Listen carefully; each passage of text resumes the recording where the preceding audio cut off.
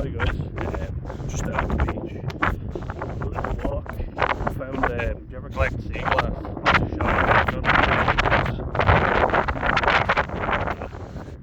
It's like a bear drop. Well yeah, posted it.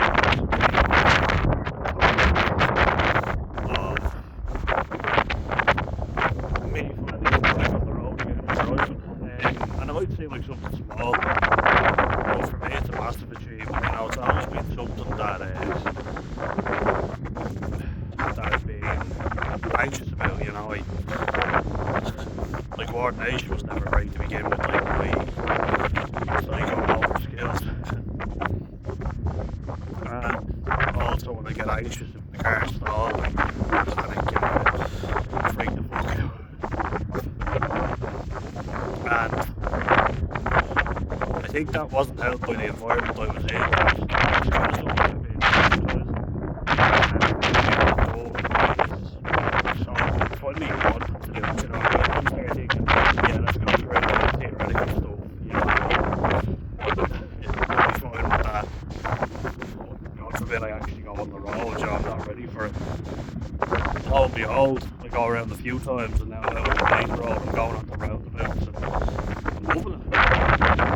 You know, your man has to tell me to slow down and relax because I'm enjoying it so much and I'm going ahead, you know, but wanted to, you know, that's the main thing.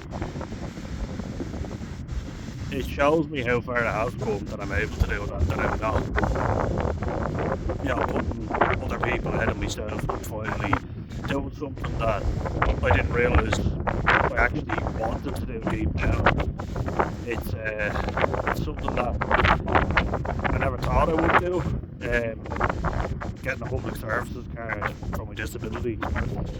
I always thought, you know, I don't need to drive, I'll just get public transport, that's handy enough. But now I can say that I can drive. Which is great. And I'm proud of myself, I am. You know, a lot of people will just do it and take it for granted that that's what you do when you get to a certain age. But with me, I can use the excuse of money, so I have to pay for public transport, so that's handy enough. But you're not in control, you know, and I feel like there's a metaphor in there where I've always been the passenger seat of life. But it's a good metaphor to use because now I'm actually taking control after a rough few weeks now. I'm very rough. I also that came to,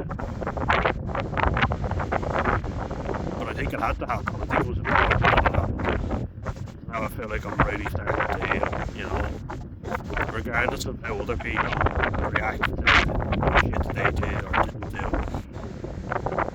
I'm reacting to it and I'm trusting my own instincts.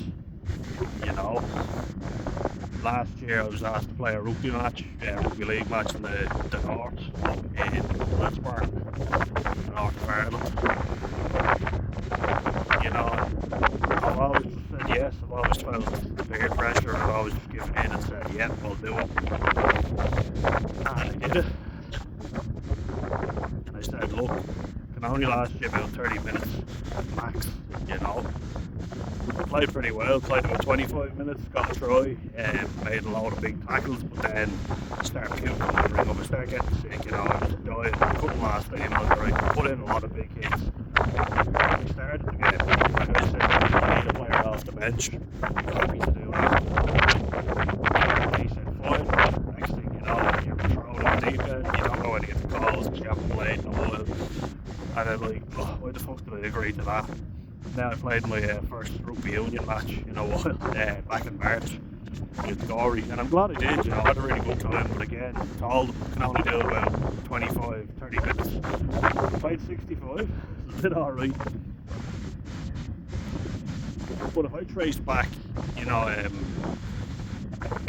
the negative thoughts that I was having that got, you know, really got intense in the last 2 weeks. If I trace all that back, that started then. Because I was thinking, oh my god, I don't want to play this game. And I was genuinely thinking, you know, of doing something stupid because I really didn't want to play the game. I was so anxious before it. I thought, why the hell am I thinking this negatively, you know? I thought I shouldn't have said yes, this is a terrible idea, I'm not going to be able to play it, and I catastrophised the fuck out of it. You know? That's the power of anxiety for you. Today, I started medication that's making me a bit drowsy. I went out and I drove, did very well. Very happy. I was panicking, but I did it, and shows you the power in changing your mindset. Because I was asked to play a game tomorrow, actually, out in Galway. I'm not drinking, I don't think it's good for me drinking, at least for the time being. Don't know about the future, but I haven't drank in nearly 2 months. Drank, that just made me feel 10 times worse than I already did. So, I changed my mindset to where I wasn't trying to people please, and I said, no, I'm sorry, can't do it. They were like, yeah, that's fine. No issue there, you know, I was out in Galway, I love Galway, I really do, but it was going to be they call it Magic Weekend, with Rugby League, and there's a lot of drinking that gets involved, you know, and there's a lot of fun. It is a lot of fun of being involved in it, and they're everywhere. But I was involved in it before, and I thought I am going to drink 100% if I do this. You know, there's not a hope now to be staying sober if I go to this. You know, and I do believe removing temptation is the best way. At least until you're ready, you know. I've gone to rugby games before, I've gone to events and I haven't drank, but so soon. And, you know, lads that I haven't seen in a while, when I went out with the Galway rugby team, I drank, had a good time, I wanted to stay out longer, and that's when things get messy, you know. So it's knowing your triggers, it's also knowing yourself, and not feeling guilty. Don't commit to stuff you don't want to. You know, I keep making the mistake of going back when I'm not ready, I'm not healed, there's too much shit going on here for the body to function. I'm walking, I'm losing weight, I don't need a rugby injury hampering me, which it has done on more than one occasion. You do it for the love of the game, because it's certainly not worth it otherwise. And I wasn't enjoying it, so if you're not enjoying it, what's the fucking point? Yeah, you know, like, it makes no sense. But I felt like I had to prove it to everybody else. If the lad hadn't seen me play before, it was kind of like, oh, I've heard you're really good, and I just felt the need to play, you know, to prove to him how good I was, and that is people pleasing at this point. And you know, when I look at plenty of people, they wouldn't do it, you know, they wouldn't put themselves out if it wasn't feasible, or if they didn't want to. Sometimes people simply don't want to. And you know, you don't have to, and I'm not going to. As it turns out, I'm busy anyway, I've made plans. My head's not able to cope with it as well as my body at the moment. You know, like, I've done enough committing myself to a sport that takes a lot out of you, it takes a lot of commitment, physically and mentally. And I'm not in the right headspace right now. Hopefully I will be in the future, definitely. You know, it'll be good. It'll be good to get back properly, but we will see. We will see. It's also awkward as fuck explaining injuries and work.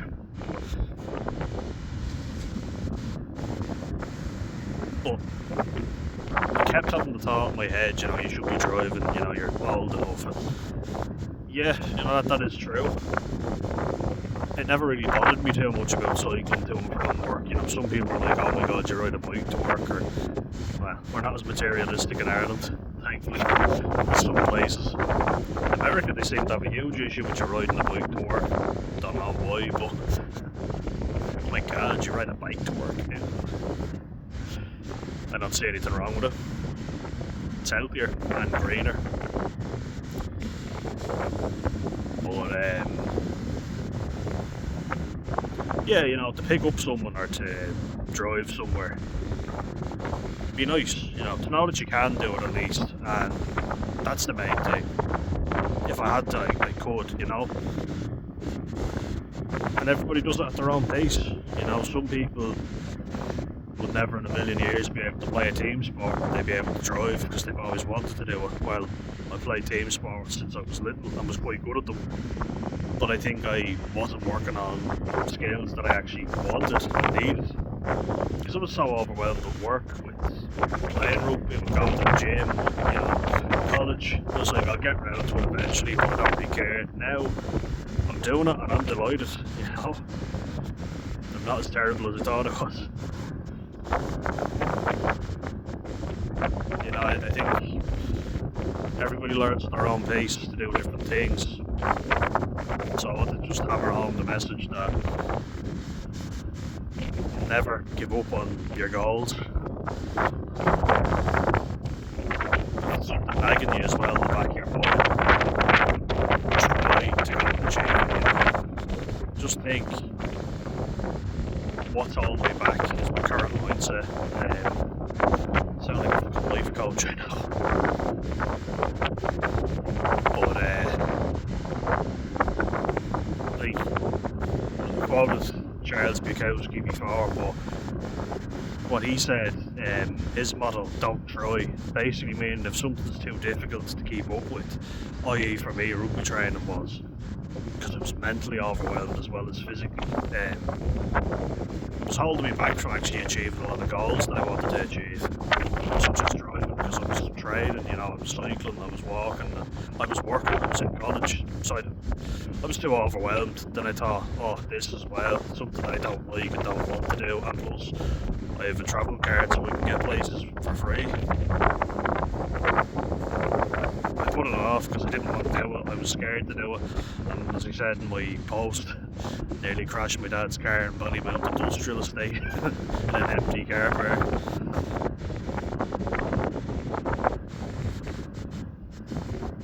But it's something that I got back to, you know, it's like when I kind of use the analogy of ironically I'm down by the sea.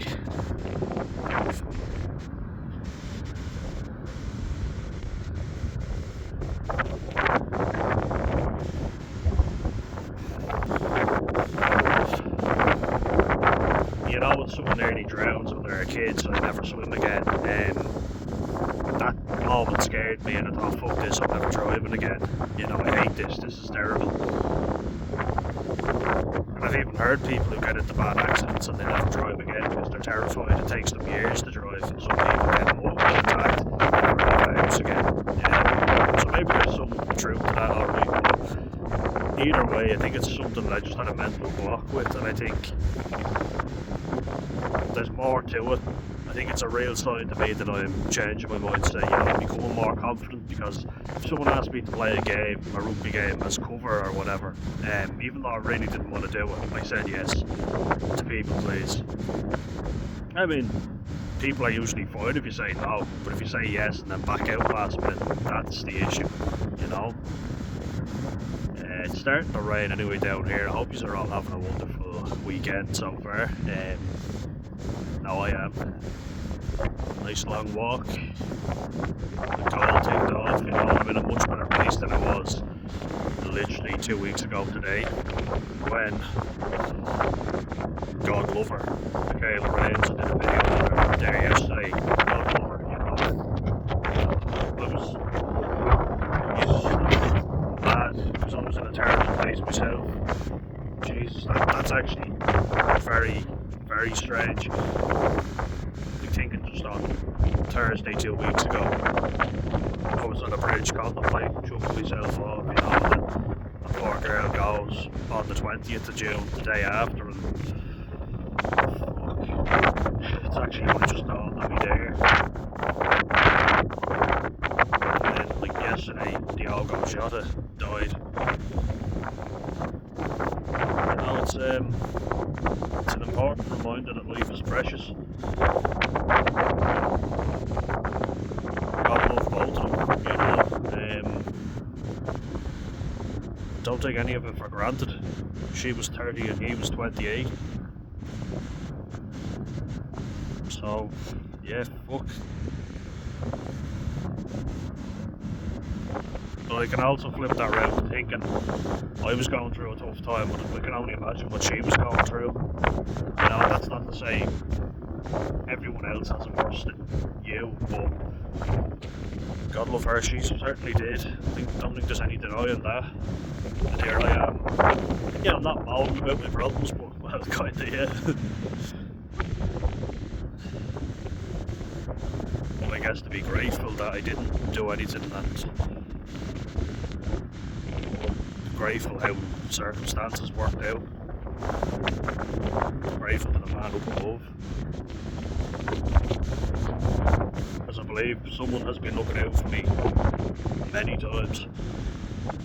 Whether you believe in a higher power or not, someone was definitely, fate was definitely on my side. Fate, whatever. But be grateful for what you have. Be grateful for yourself, you know, that you're here. And all your wacky, quirky shit, you know, you might think, oh, I should have done that ages ago. But I had other things on, you know. Getting through university was a big one, which I did, so. And I had other stresses going on that other people didn't have, so you never know what someone's going through as well. And I think that's become more obvious than ever, so. Look after yourselves, guys, and hope you are all well. A massive shout out as well to Uncle Jammer. A big fan of your channel, and if you're watching this, please let us know that you're watching. Big fan. You posted 2 comments recently, and I appreciate it, mate. I hope you're doing well. I know you've gone through a really tough time yourself.